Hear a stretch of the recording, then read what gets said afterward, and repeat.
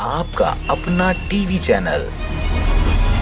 RJ रमझाझर, जज्बात के रंग भरोसा के संग।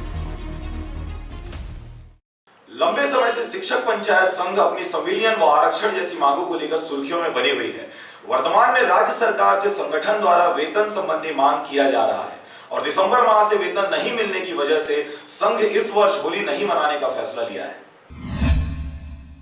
राज्य के सुदूर और दूरस्थ अंचल की सरकारी प्राथमिक व माध्यमिक विद्यालयों में कार्यरत लगभग 1 लाख शिक्षक पंचायत को पिछले दिसंबर से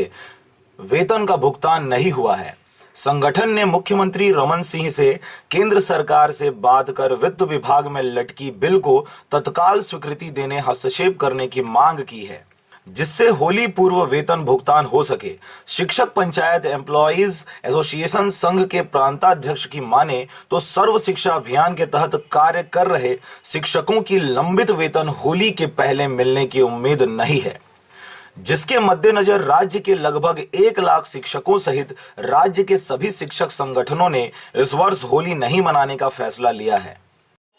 विगत 3 माह से दिसंबर, जनवरी, फरवरी का माह का वेतन राज्य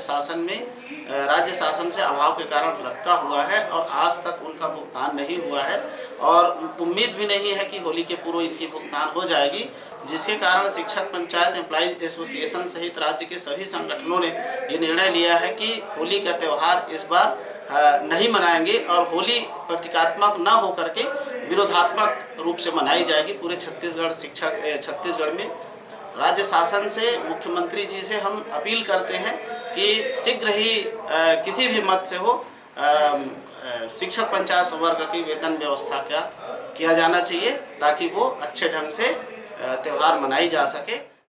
ज्ञात हो, सर्व शिक्षा अभियान के अधिकारी की ओर से तत्कालिक राहत के रूप में 1 माह के वेतन भुगतान के लिए 115 करोड़ रुपए की उधारी वित्त विभाग से लेने नोट शीट 20 दिवस पूर्व भेजी जा चुकी है, परंतु आज तक उधारी देने वित्त विभाग ने स्वीकृति नहीं दी है।